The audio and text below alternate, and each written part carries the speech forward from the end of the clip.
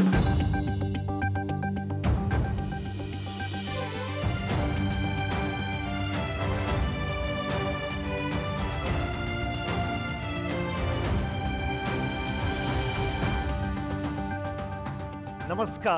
कान्तिपुर समाचारमा स्वागत छ। सुरु गरौं अहिलेका मुख्य समाचारबाट।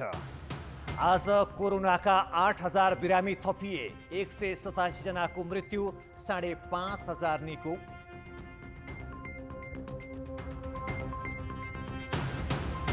गाउँ-गाउँमा डढेलो झैं फैलियो कोरोना, मिल्दोजुल्दो लक्षण देखिए पनि परीक्षण नगर्ने, रोकथाम चुनौतीपूर्ण।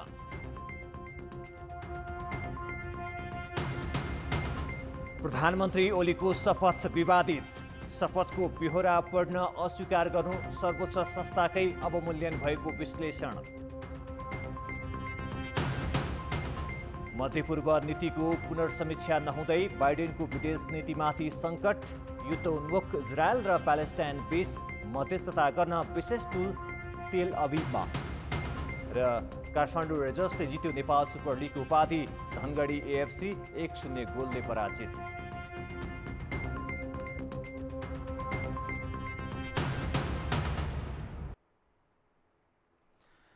पछिल्लो 24 घण्टामा 8,167 जनामा कोरोना भाइरस संक्रमण पुष्टि भएको छ।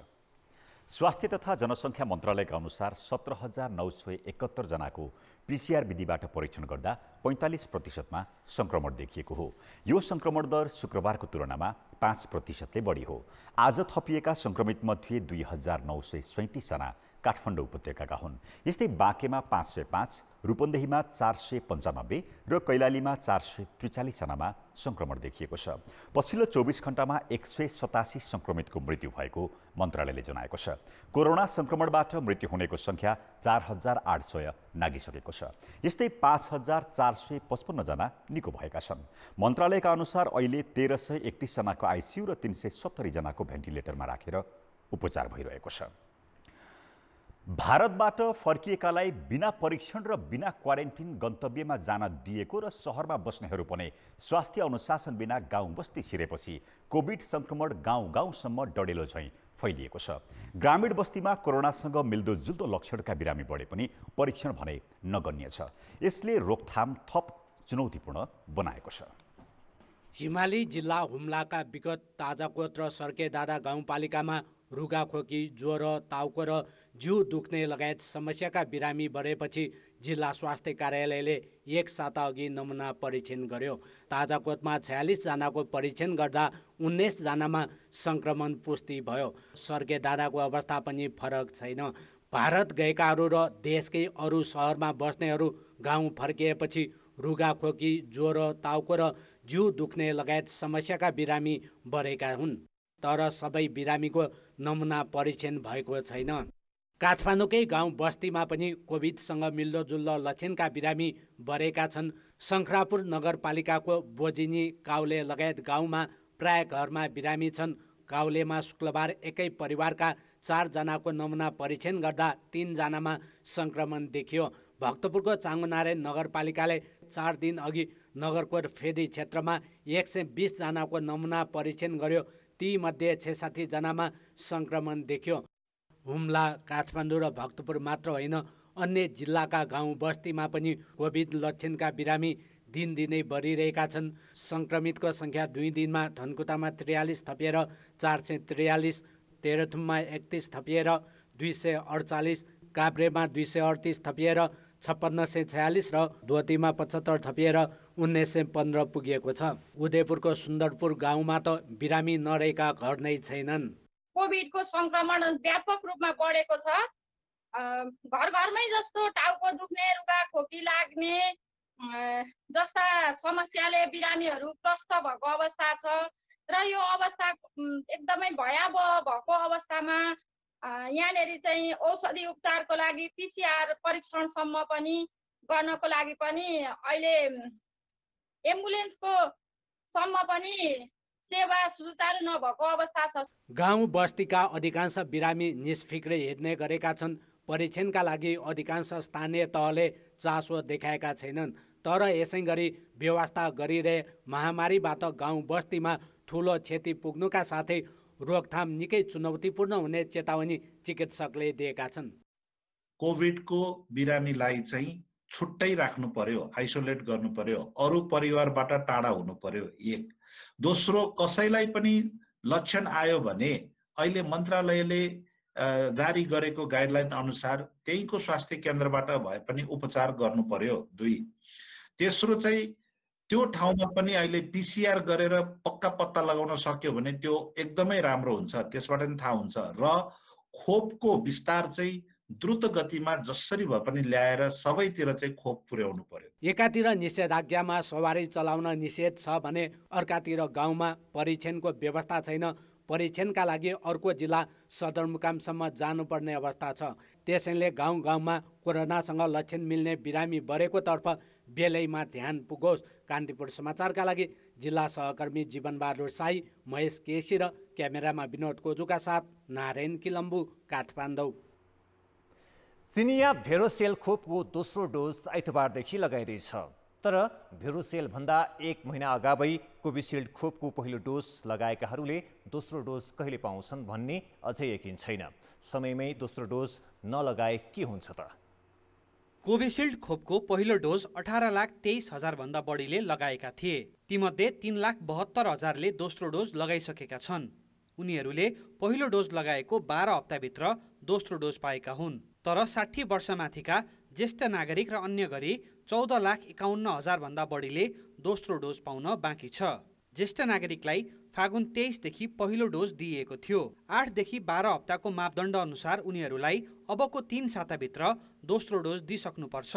तर सरकारसँग कोभिसिल्डको 1 लाख डोज खोप मात्र बाँकी छ। थप खोप कहिले आउँछ स्वास्थ्य मन्त्रालयका अधिकारीसँग नै जवाब छैन। अहिले खोप प्राप्ति सहज छैन, असाध्यै अप्ठ्यारो छ खोप प्राप्त गर्नका लागि। तैपनि हामीले प्रयास जारी राखेका छौँ र हामीले प्राप्त गरेको आश्वासन अनुसार हामीले छिटै यो कोभिसिल्ड खोप प्राप्त गर्नेछौँ र त्यो खोप प्राप्त नगर्ने बेलासम्म हामीले पुनः खोप सञ्चालन गर्न सक्ने अवस्था छैन। त्यो धैर्यताका लागि पनि हामीले अनुरोध गरिरहेका छौँ। विज्ञहरूका अनुसार पहिले सङ्क्रमण भएकाहरूलाई खोपको पहिलो डोजले पनि काम गर्छ। तर पहिले सङ्क्रमण नभएकाहरूमा भने पहिलो डोजले भाइरससँग जान पहिचान मात्र गराउँछ। दोस्रो डोज नलगाएसम्म ढुक्क हुँदैन। अर्थात् पहिलो डोज मात्र लगाएकाहरूको तुलनामा दुवै डोज लगाउनेमा खोपको प्रभावकारिता बढी हुन्छ। 12 हप्ताभित्र दोस्रो डोज नपाएको अवस्थामा के हुन्छ भन्ने बारे भने अध्ययन भइसकेको छैन। भ्याक्सिनको पहिलो मात्राले मान्छेमा यो भाइरससँग जान पहिचान गराउँछ मान्छेको शरीरमा। यदि पहिला इन्फेक्सन भइसकेको मान्छे हो भने पहिलो मात्रा नै दोस्रो मात्रा बराबर गनिन्छ। पहिला इन्फेक्सन नभएको मान्छेलाई पहिलो मात्राले खालि भाइरससँग जान पहिचान गराउँछ, दोस्रो मात्रा नलगाइकन फुल प्रोटेक्सन हुन सक्दैन। अहिलेसम्मको अध्ययनले 3 महिनासम्म पहिलो मात्राको मेमोरी रहन्छ। त्यस 3 महिनाभित्र 12 हप्ताभित्र लगाउँदा पनि हुन्छ भन्ने छ। 12 हप्ताभन्दा पछाडिको हामीसँग अहिलेसम्म जानकारी छैन, अध्ययन भइराखेका छन्। अहिले पहिलो र दोस्रो दुवै डोज लगाएकाहरूमा पनि सङ्क्रमण देखिरहेको छ। तर चिकित्सकका अनुसार 1 डोज लगाउनेको तुलनामा दुवै डोज लगाउनेलाई सहज देखिएको छ। सिंगल डोज लागेको छ तर सिरियसै छ भन्ने त छैन, तर जो सामान्य जुन लक्षणहरू छ त्यो देखिने गरेको चाहिँ पाइन्छ। सेकेन्ड डोजमा चाहिँ अब एकदमै माइल्ड अथवा सायदै धेरैले लक्षणको त्यति साह्रो चाहिँ त्यो यो कम्प्लेन गरेको चाहिँ त्यति पाइएको चाहिँ छैन। फागुन 23 देखि कोभिसिल्डको पहिलो डोज लगाएकाहरूको दोस्रो डोजबारे अन्यल रहँदा चैत 25 देखि भेरोसेलको पहिलो डोज लगाएका 2,90,000लाई भने आइतबारदेखि दोस्रो डोज दिइँदैछ। आशा गरौँ कोभिसिल्डको दोस्रो डोज पनि निर्धारित समयमै लगाउन पाइनेछ। कान्तिपुर समाचारका लागि कृपाल गौतम, काठमाडौँ। कोरोना भाइरस संक्रमणका बीच संक्रमितको वार्डमा खटिने स्वास्थ्यकर्मी, कर्मचारी र सफाईकर्मी सबैभन्दा बढी जोखिममा हुन्छन्। ज्यान जोखिममा राखेर सङ्क्रमितसँग अत्याधिक सम्पर्कमा रही दिनरात सेवा गर्नेको लागि सरकारले उपलब्ध गराउने भनेको प्रोत्साहन भत्ताको त के कुरा सरकारले सामान्य सुविधा समेत उपलब्ध गराएको छैन। बिरामीका लागि दिनरात नभनी 24 घण्टा खटिने ती स्वास्थ्यकर्मी र कर्मचारीको पीडा भने कसैले बुझ्दैन। दोस्रो चरणको कोरोना भाइरसको संक्रमण बढेसँगै वीरगञ्ज स्थित नारायणी अस्पतालको कोभिड वार्डमा अहिलेसम्म 270 जना बिरामी भर्ना भएकोमा 170 जना उपचारपछि घर फर्किसकेका छन् भने बाँकी उपचारको क्रममा छन्। भर्ना भएका मध्ये केहीको ज्यान पनि गइसकेको छ। अस्पतालको अवस्था हेर्दा नै भयावह देखिन्छ। यस्तो भयावह अवस्थाका बीच ज्यान जोखिममा पारेर भए पनि अस्पतालमा खटिने कार्यालय सहयोगी स्तरका कर्मचारी र सफाई कर्मीहरू बिरामीसँग लामो र प्रत्यक्ष सम्पर्कमा हुन्छन्। उनीहरूको कन्ट्याक्ट टाइम निश्चय पनि बढी हुन्छ, किनभने उनीहरू अक्सिजन चाहिँ सिलिन्डर लग्नेदेखि लिएर त्यसलाई रिन्चले खोल्नु पर्यो, जोड्नु पर्यो, सिद्धिएकोलाई फेरि निकाल्नु पर्यो भनेपछि एक्सपोजर टाइम उनीहरूको पेसेन्टसँग लामो समय हुन्छ। र एउटा कुरा के छ भने उनीहरूलाई फेरि उनीहरूले मास्क लगाउने विधि र अब गरुङको कामहरू गर्दाखेरि मान्छेहरू थकाल्नु हुने, मास्कहरू कहिलेकाहीँ नाकबाट फुत्किने, यस्ता कुराहरूमा पनि अलिक समस्या छ। बिरामीलाई आवश्यक अक्सिजन सिलिन्डर ओसार्नेदेखि लिएर बिरामीलाई चाहिने आवश्यक सेवा दिन र वार्डको नियमित सफाइमा उनीहरू अहोरात्र लागि परेका हुन्छन्। कोभिड वार्ड अस्पतालको सबभन्दा जोखिमको वार्ड मानिन्छ। सुरक्षामा हुने थोरै लापरवाहीले पनि आफै संक्रमित भई ज्यान जाने खतरा उत्तिकै हुन्छ। तर पनि आफ्नो ज्यानको परवाह नगरी अहोरात्र सेवा दिने यस्ता कर्मचारीहरू आफै पीडामा छन्। कोभिडमा काम गर्दाखेरि के को सुविधा दिँदैन हजुर। हामी यति मेहनत गर्छौँ तलदेखि माथिसम्म, अनि के पनिको सुविधा छैन। जुत्ता दिन्छ न, के ड्रेस दिन्छ न, पन्जा दिन्छ न, ग्लभ्स दिन्छ न, मास्क दिन्छ हजुर। भर्खरै भर्ना भएका आफू सरहका कर्मचारीहरू 15 देखि 20 हजार रुपैयाँ तलब पाए पनि 10औं वर्षदेखि काम गर्दै आएकासँग अस्पतालले अन्याय गरेको उनीहरू बताउँछन्। मासिक 5 देखि 7 हजार रुपैयाँमा काम गर्दै आएको बताउने यिनीहरूले अस्पतालले तलब वृद्धि गर्नु त कता हो, कोरोनाको यस घडीमा जोखिम भत्ता समेत नदिएको गुनासो गर्छन्। 7,000 से काम करता ओकरा 7,000 रुपये मिलता, और वो भी से आवत रसन तो 16,000, 18,000, 15,000 मिलता। समस्या के समाधान मिले के पड़ो कि हाँ ओकनियों के कुछ बड़ो मर के कोविड में काम करता रसन आ कोनो आधार नहीं के मिलत, ड्यूटी करो आ जाके घर में बैठ। कोभिडको यस्तो सङ्कटको घडीमा सबै त्रसित छन्, तर यिनीहरू संक्रमित बिरामीको प्रत्यक्ष सम्पर्कमा रहेर सेवा दिइरहेका छन्। तर अरूको ज्यान जोगाउने काममा आफ्नो ज्यान जोखिममा राखेका यस्ता कर्मचारीप्रति सरकारी रवैया भने राम्रो नहुँदा यिनीहरूको मनोबल खस्केको छ। कान्तिपुर समाचारका लागि क्यामेरामा पङ्कज श्रेष्ठका साथ उपेन्द्र ठाकुर, वीरगञ्ज, पर्सा। अब बाँकी समाचार। शुक्रबार तेस्रो पटक प्रधानमन्त्री बनेका केपी शर्मा ओलीको शपथ नै विवादित हुन पुगेको छ। उनले शपथ लिँदा राष्ट्रपतिले पढेका शब्दप्रति व्यवस्था मात्रै गरेका छैनन्, त्यो पर्दैन भन्दै निर्देश गर्न पनि खोजेका छन्। जबकि शपथका लागि तयार पारिएको ढाँचामा उल्लेख गरिएको शब्दावलीमा कुन लिने वा छाड्ने भन्ने अधिकार प्रधानमन्त्रीसँग हुँदैन। यो शपथ प्रकरणबाट मुलुकको सर्वोच्च संस्थाको गरिमा र साखमा आँच पुगेको विश्लेषण भइरहेको छ। मुलुक र जनताप्रति पूर्ण वफादार रही सत्यनिष्ठापूर्वक प्रतिज्ञा गर्छु। सत्यनिष्ठापूर्वक प्रतिज्ञा गर्छु। त्यो पर्दैन। ईश्वर, देश र जनताको नाममा शपथ लिन्छु कि देश र जनताको नाममा शपथ लिन्छु कि। शुक्रबार अपराह्न शीतल निवासमा शपथको बेला राष्ट्रपतिलाई प्रधानमन्त्रीले प्रतिज्ञा गर्न अस्वीकार गरेको दृश्य हो यो। शपथका लागि तयार पारिएको ढाँचामा रहेको प्रतिज्ञा गर्छु भन्ने शब्द राष्ट्रपतिले दोहोऱ्याएर भन्दा पनि उनले त्यो पर्दैन भन्दै उच्चारण गर्नै अस्वीकार गरे। ढाँचामा रहेको ईश्वर वा देश र जनताको नाममा भन्ने शब्द रोजेर उच्चारण गर्न छुट छ, तर प्रधानमन्त्रीले जुन शब्दावली उच्चारणै गरेनन् त्यसमा कुनै वैकल्पिक शब्दावली छैन, जसले गर्दा उनको शपथ नै विवादित भएको छ। संविधानका संरक्षक र पालक बीचको यो सार्वजनिक संवादले राष्ट्रकै सर्वोच्च संस्था हेपिएको र त्यसको अवमूल्यन गरिएको देखिएको छ। धेरै कुराहरूबाट अलि असहज महसुस भयो मलाई। एउटा त मर्यादाको कुराहरू, अर्को कुराहरू चाहिँ सायद कि त चुप लागेर बस्दिनु पर्थ्यो, उहाँले चाहिँ पढ्दैन भनेर भनिदिँदाखेरि राष्ट्रपतिलाई डिक्टेट गरे जस्तो देखिने। अर्कोतिर राष्ट्रपतिले एक्सनको अथवा रियाक्सनको सट्टा उहाँले हाँसिदिने भन्दाखेरि यो के भएको हो बुझ्नलाई अलिकति गाह्रो पर्यो। झट्टै हेर्दाखेरि समरीमा मैले बुझेको चाहिँ त्यो जुन घटनाक्रम हो त्यो घटनाक्रम त्यो उद्देश्यवश गरिएको होइन त मलाई थाहा छ, तर त्यो घटनाक्रमले संविधान, राष्ट्र र राष्ट्रपतिको जुन एउटा मर्यादा छ त्यसमाथि चाहिँ आघात गरेको भन्ने कुरा मैले त्यसरी हेरिरहेको छु। संविधान अनुसार बनाइएको ढाँचालाई प्रधानमन्त्रीले मनलाग्दी तरिकाले उपयोग गर्न पाउँदैनन्। यो घटनाले संविधानको परिकल्पनामा कस्तो प्रभाव पार्छ त? त्यो राष्ट्रपतिले पढिरहनु भएको यति कुरा चाहिँ म पढ्छु, यति कुरा चाहिँ पढ्दिन अथवा पढ्न पर्दैन भन्ने कुरा चाहिँ भन्न सक्ने हुँदैन। किन भन्दाखेरि भने त्यो कानुनद्वारा तोकिएको कन्टेन्ट थियो। त्यसले गर्दा हिजोको जुन प्रधानमन्त्रीले राष्ट्रपति समक्ष जुन शपथ ग्रहण गर्नुभएको थियो एउटा हाम्रो संवैधानिक व्यवस्था र कानुनी व्यवस्थाको विरुद्धमा पनि छ। दोस्रो भनेको राष्ट्रपति जस्तो एउटा सम्मानित संस्थालाई सार्वजनिक ठाउँमा नै राष्ट्रपतिज्यूलाई यति चाहिँ म भन्दिनँ, यति चाहिँ पर्दैन भन्ने खालको जुन प्रधानमन्त्रीको अभिव्यक्ति आएको थियो त्यो अशोभनीय पनि थियो। त्यसले गर्दा दुईटै पाटोमा संविधान र कानुनको विपरीत पनि थियो र एउटा शिष्टाचारको सामान्य कुरालाई पनि प्रधानमन्त्रीबाट पालन नगरेको अशोभनीय कार्यको रूपमा पनि मैले यसलाई लिएको छु। शपथ ग्रहण समारोहमा गरिएको दुर्व्यवहारलाई नसच्चाए भोलि यस्तो नजिर नै बस्न सक्छ। तसर्थ त्रुटि भएको स्वीकारेर पुनः शपथ लिनु लोकतन्त्रको हितमा हुन्छ र पुनः शपथको नजिर त हामी कहाँ झन्डै 10 वर्ष अघि उपराष्ट्रपति परमानन्द झाकै प्रकरणमा स्थापित छ। कान्तिपुर समाचारका लागि दीपक आचार्य, काठमाडौँ।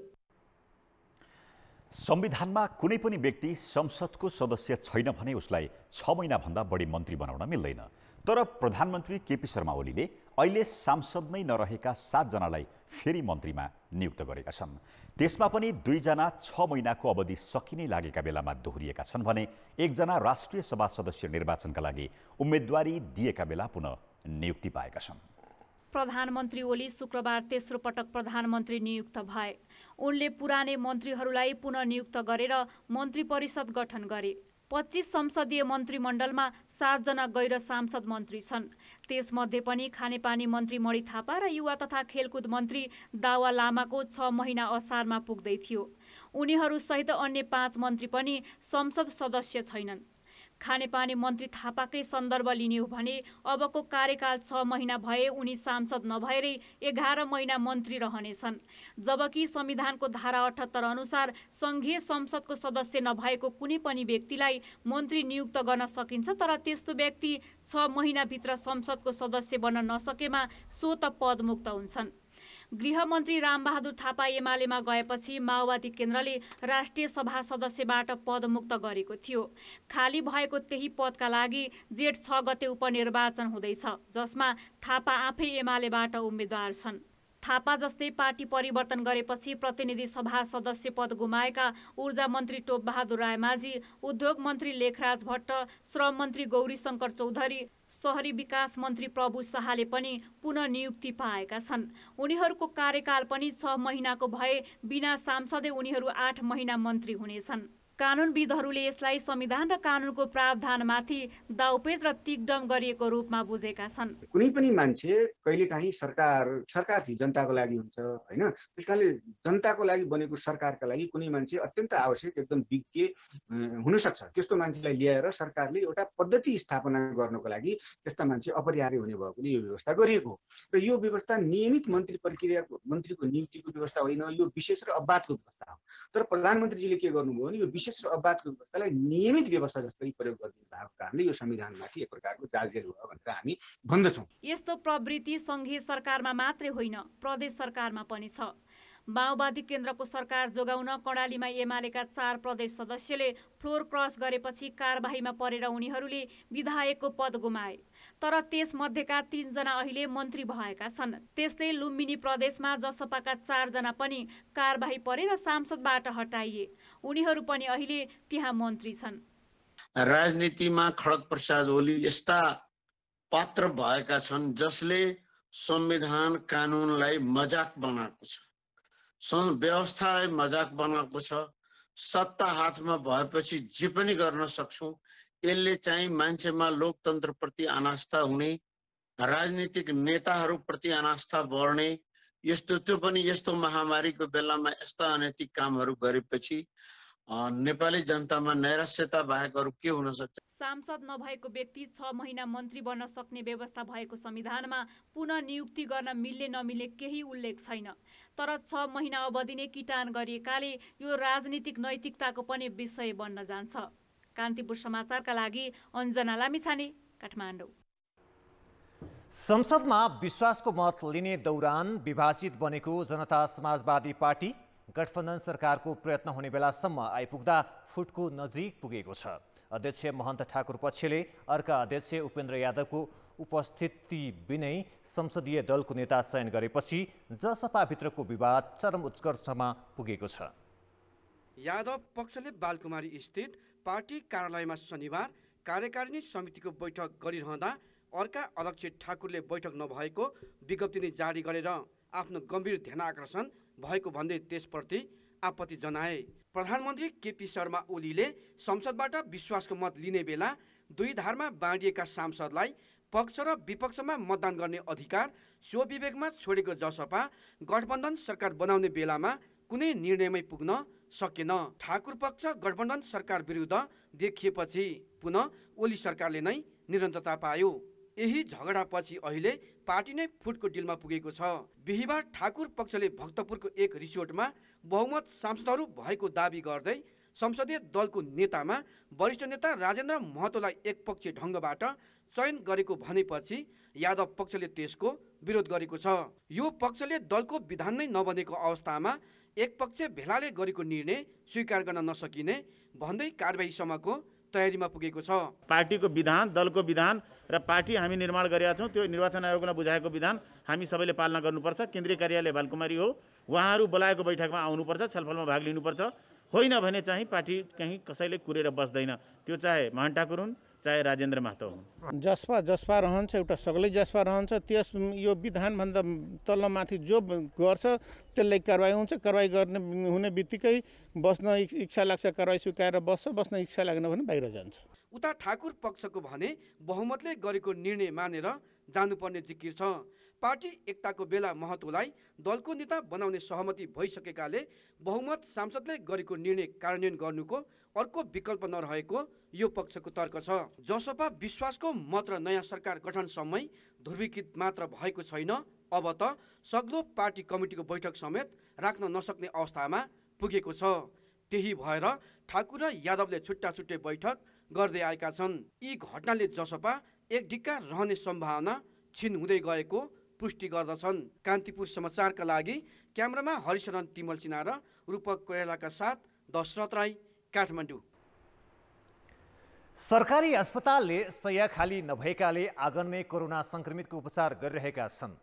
अस्पतालको पेटी समेत बिरामीले भरिएका छन्। निजी अस्पतालमा पनि शय्या खाली छैन। यस्तो अवस्थामा प्रधानमन्त्री केपी शर्मा ओलीले भने शय्या अभाव नभएको विवादास्पद अभिव्यक्ति दिएर बिरामीको वियोगप्रति चरम उपेक्षा गरेका छन्। हामीसँग अस्पतालमा बेडहरूको खासै कमी छैन, तर अस्पतालका बेडहरू एकातिर बिरामी अर्कोतिर पर्ने अवस्था छ र बेडमा भन्दा सुविधा सम्पन्न अस्पतालमा जाने इच्छा सबैको हुन्छ ताकि बाँच्न सकियोस्। त्यस कारणले गर्दा खास अस्पतालहरूमा मानिस केन्द्रित हुने, बिमारीहरू केन्द्रित हुने र अरू ठाउँहरूमा बेडहरू रिक्त रहने पनि स्थिति छ। प्रधानमन्त्री ओलीले शुक्रबार पद तथा गोपनीयताको शपथपछि मन्त्रीहरू सामु दिएको अभिव्यक्ति हो यो। उनले सरकारी अस्पतालमा शय्या अभाव नरहेको र बिरामीमा बढी सुविधा खोज्ने प्रवृत्ति देखिएको बताउँदा अस्पतालहरूको अवस्था भने निकै भयावह छ। शय्या नपाएर अक्सिजन चाहिने बिरामी अस्पतालको आँगन र पेटीमै उपचार गराउन बाध्य छन्। चाप थेक्न नसकेपछि भक्तपुर अस्पतालले पाल टाँगेर बिरामीको उपचार गरिरहेको छ। एकदमै अक्सिजन लेभल घटेर आउनुहुन्छ, 60, 65, 70 को आधारले आउनुहुन्छ। अब त्यसरी आइरहेको बिरामीहरूलाई चाहिँ अब घर फर्काउन नमिल्ने हुँदा र हामीले चाहिँ टेन्टमा पनि टेन्ट राखेर पनि बिरामीको उपचार गर्नुपर्ने अवस्था भएको छ। बेडहरू भरिसकेको अवस्था भएको कारणले गर्दाखेरि बिरामीलाई शय्या उपलब्ध गराउन नसकेर परिसरमा उपचार गराउने भक्तपुर एक्लो अस्पताल होइन, लुम्बिनी प्रादेशिक अस्पताल बुटवल र भेरी अस्पताल नेपालगञ्जको अवस्था झनै अत्यास लाग्दो छ।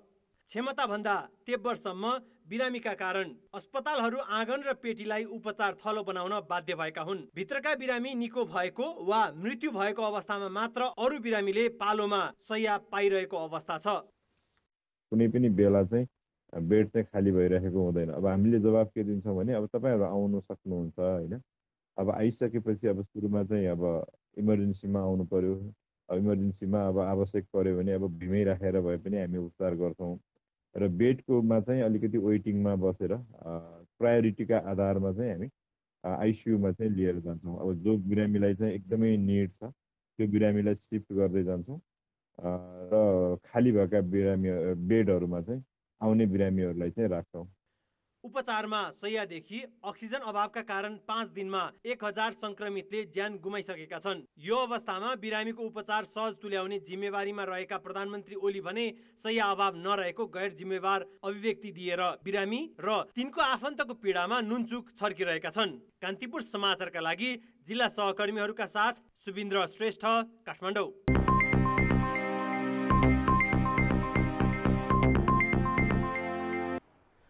कोरोना महामारीले खपत घटेपछि तरकारी तथा कुखुराको मासुको मूल्य घटेको छ। संक्रमणको जोखिमका कारण सीमित अवधिको लागि खुल्ने गरिएको बजारमा उपभोक्ताको संख्या पातलिएपछि मूल्य सस्तिएको हो। व्यवसायका अनुसार कुखुराको मासुको मूल्य 40 तथा तरकारीको मूल्य 60% घटेको छ। काठमाडौँ उपत्यकामा वैशाख पहिलो साता कुखुराको मासु मूल्य एकाएक बढेर प्रति किलो 480 रुपियाँसम्म पुगेको थियो। अहिले 340 देखि 345 रुपियाँमै पाइन्छ। महामारीका कारण वैशाख 16 गतेदेखि होटल तथा रेस्टुरेन्ट बन्द भएकाले तथा घरायसी खपत पनि घटेकाले मूल्य घटेको हो। खपत नबढे मूल्य अझै घट्ने व्यवसायीको आकलन छ। मूल्य सस्तिएपछि चल्ला बिक्री हुन छाडेका छन्। 70% चल्ला गाडेर नष्ट गरेको व्यवसायीको भनाइ छ। ह्याचरी उद्योगसँग दैनिक 4 लाखसम्म चल्ला उत्पादन गर्ने क्षमता छ। तर बिक्री निकै घटेपछि उद्योगीले अहिले क्षमताको 20% मात्र चल्ला उत्पादन गरिरहेका छन्। जुन हामी ह्याचरीवालाले चल्ला निकालिरहेका छौँ त्यो चल्ला चाहिँ अहिले भन्नुहुन्छ 75% चल्ला चाहिँ हामीले अहिले गाडिरहेका छौँ कि यो भने चाहिँ किसानको चाहिँ अहिलेको हिसाबमा यो परल मोल मात्रै उठ्ने भाउ हो कि यो 340-50 भनेको चाहिँ किसानको परल मोल उठ्छ। यो भन्दा कममा बेच्न पर्यो भने किसानलाई घाटा पर्छ। मूल्य घटेको कुखुराको मासुमा मात्र होइन, हरियो तरकारीको मूल्य पनि 1 महिनाको अवधिमा 60% सस्तिएको छ। गोलबेडा, मूला, करेला, लौका, भेन्टा, काउली, बन्दा लगायतका तरकारी अहिले थोक बजारमा प्रति किलो 10 देखि 20 रुपियाँमा किनबेच भइरहेको छ। बजार निस्किँदा संक्रमणको जोखिम हुने भएकाले उपभोक्ताले खपत घटाउँदा तरकारी निकै सस्तिएको हो। जबकि यो हरियो तरकारी महँगो हुने समय हो। सामान्य अवस्थामा काठमाडौँ उपत्यकामा साना ठुला 3 दर्जन तरकारी बजारबाट दैनिक 1800 मेट्रिक टन तरकारी बिक्री हुने गरेकोमा अहिले 800 मेट्रिक टनमा झरेको छ। यो मूल्यको असर भनेको के हो भने तपाईँको अहिलेको साबिकको अवस्था भन्दा तरकारीमा अहिले यो लकडाउन सुरु भए पछाडि 60% को भन्दा माथिको अवस्थामा चाहिँ मूल्यमा गिरावट आएको छ। आगमन अवस्था पनि त्यस्तै छ। फलफुल र खसीको मासुको मूल्य भने घटेको छैन। फलफुलको मूल्य केही बढेको छ। कान्तिपुर समाचारका लागि सुमन पन्थ, काठमाडौँ। ब्रेकपछि समाचारमा पुनः स्वागत छ। अहिले दैनिक जसो 9000 हाराहारी संक्रमित थपिरहेकाले अस्पतालहरूमा ठेगी नसक्नु चाप छ। उपचारको लागि अत्यावश्यक अक्सिजन, जनशक्ति र पूर्वाधार अभावमा अस्पतालहरूले भर्ना लिनै छाडेपछि बिरामीको झन बिचल्ली भइरहेको छ। कोभिड संक्रमितका लागि सामुदायिक तवरमा आइसोलेसन स्थल नबनाउँदा अस्पतालहरू भरिभराउ भएका छन्। सामुदायिक आइसोलेसन वा होल्डिङ सेन्टर बनाएर स्थानीय तहका हेल्थ पोस्ट र स्वास्थ्य कर्मचारीलाई परिचालन गर्न सके अझै पनि अस्पतालको चाप कम हुन सक्ने विज्ञको भनाइ छ। तर दैनिक हजारौं संक्रमित थपिने काठमाडौँ उपत्यकाकै स्थानीय तहमा पर्याप्त आइसोलेसन वार्ड र होल्डिङ सेन्टर छैनन्। व्यवस्थापन गर्दाखेरि यहाँको पूर्वाधारहरू धेरै छन्। त्यो सबै पूर्वाधारहरूलाई चाहिँ हामीले पुरा गर्नुपर्छ।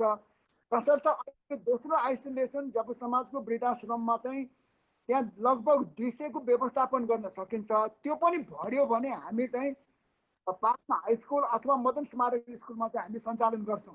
तर यसको भनाइ चाहिँ हाम्रो ललितपुर महानगरपालिकामा आइसोलेसन अथवा होल्डिङ स्पेसको अभावले गर्दाखेरि नगरवासीलाई कुनै पनि किसिमको दुःख हुँदैन भन्ने कुरा चाहिँ हाम्रो चाहना हो। काठमाडौँ महानगरपालिकाको सहयोगमा नेपाली सेनाले वसुन्धरामा राधास्वामी कोभिड आइसोलेसन तथा अक्सिजन थेरापी सेन्टर सञ्चालन गर्ने भनिए पनि अहिलेसम्म सुरसार छैन। नरदेवी आयुर्वेदिक अस्पताल बनाउने भनिएको अक्सिजन सहितको आइसोलेसन केन्द्र पनि योजनामै सीमित छ, जसकारण सामान्य अवस्थामा पनि संक्रमित सिधै अस्पताल पुग्नु परिरहेको छ।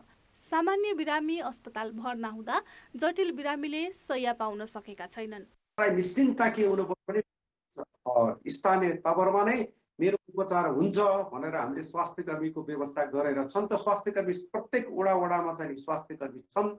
त्यो स्वास्थ्य कर्मीहरूलाई परिचालन राम्रोसँग गर्न सक्यो भने हामीले चाहिँ यो कोभिड विरुद्धको लडाइँ चाहिँ जित्छौँ। अस्पतालहरूको थेगी नसक्नु चाप कम गर्ने हो भने अझै पनि सामुदायिक स्तरमै आइसोलेसन र होल्डिङ सेन्टरको व्यवस्था गर्नुपर्छ। तर न सरकारले न त स्थानीय तहले नै यसतर्फ चासो दिएका छन्। कान्तिपुर समाचारका लागि सृजना बास्तोला, काठमाडौँ। अब जनमतको अन्तिम परिणाम। जनमतमा हिजो हाम्रो प्रश्न थियो, कोरोना महामारी नियन्त्रणमा वैदेशिक सहयोग किन नआएको होला? ए, सरकारले हारगुहार नगरेर। बी, राजदूतहरूको निष्क्रियता र सी, दाताकै अनिच्छा। जनमतको अन्तिम परिणाम यस्तो छ, ए, सरकारले हारगुहार नगरेरमा 54%, बी, राजदूतहरूको निष्क्रियतामा 32% र सी, दाताकै अनिच्छामा 14%। अब आजको प्रश्न। जनमत हाम्रो प्रश्न छ, स्वास्थ्यकर्मीले कोरोना प्रोत्साहन भत्ता किन नपाएका होलान्? ए, बजेट नभएर, बी, प्राथमिकतामा नपरेर र सी, दबाब नपुगेर। जनमतको अन्तिम परिणाम भोलि बेलुकी 8 बजेको कान्तिपुर समाचारमा प्रसारण गर्नेछौँ। कृपया न्युज स्पेस ए, बी वा सी टाइप गरी 34001मा SMS गरी आफ्नो मत व्यक्त गर्नुहोला। अब जनताको आवाज हामीले सल्यानमा सोधेका छौँ, सरकारी कार्यालयका गुनासो पेटिकाहरूलाई प्रभावकारी बनाउन के गर्नु पर्ला?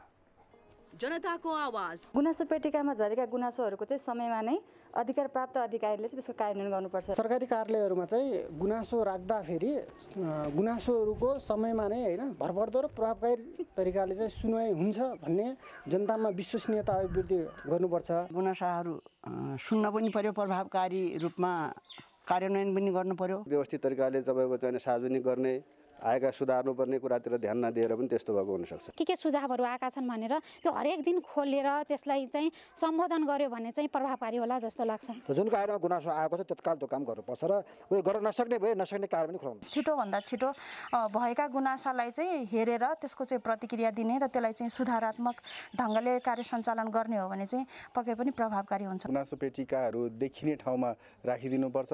त्यसपछि जनस्तरमा चाहिँ जनताहरूलाई गुनासो को सम्बोधन हुन्छ भन्ने प्रत्याभूति चाहिँ दिने व्यवस्था चाहिँ सरकारले गर्नुपर्छ।